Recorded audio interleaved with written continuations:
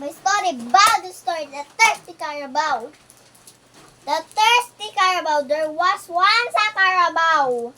May isa daw Carabao, may isang Carabao.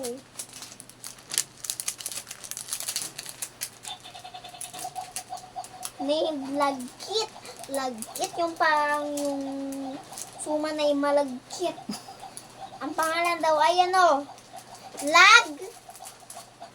Sagot kayo! Lagkit. Lagkit po, teacher. Ang tagal naman, Who teacher. had traveled? Ano ibig sabihin ng traveled? Hindi ko po alam, teacher. Sino hindi alam, mauwi na sa inyo. At papatay ko sa kubeta at ako dong.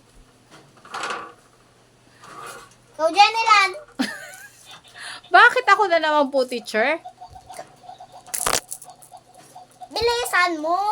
Ay, ano po ang ibig sabihin nun?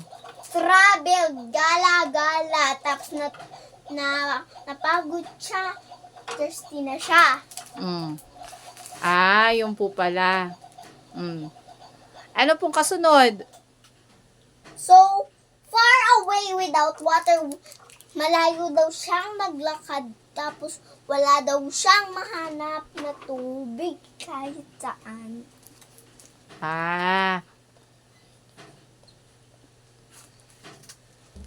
Anong ibig sabihin? He was desperate for a drink. Anong ibig sabihin ng desperate? Ano pong ibig sabihin nun? Sheena. Hindi siya makakasagot. Tutuloy ka ng bibig mo. Ikaw, take pa. Desperate ay naghahanap ka. Naghahanap. Katulad din ng traveled. Naghahanap. But could not. Desperate. For a drink. For a drink. Na desperate. Hindi siya makakita ng inumin. But could not find a river or even a pond to sip from. Hindi daw siya makakita ng ilog. At na pag-swimmingan ng baby. Masip daw po, mainom ng tubig doon. Mainom na ng tubig doon. Suddenly, he noticed a river painted on board. May nakita daw siyang inapaint na river. Na-paint na river.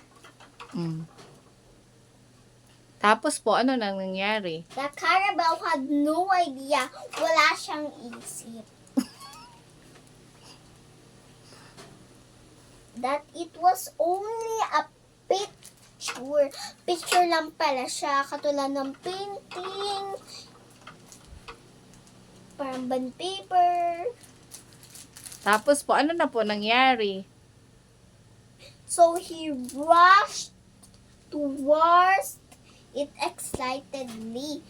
Nagaran siyang papunta doon na masayang masaya. Bang! He bumped right into the board. Nauntog daw yung Carabao sa board.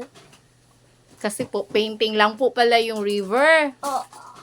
His head was spinning after the Carabao learned to take more care. His head daw was spinning. Tapos, aantin daw niya nung Carabao. Gusto niya daw ng take more care. At take care niya daw ng kanyang katawan at kanyang body. Take care ang ano? Kanyang body. Katawan at body, pareho po yung teacher. Katawan, body, English. English po pala yun. Sige po. Nag-aaral na kita. End na po yon? Di pa.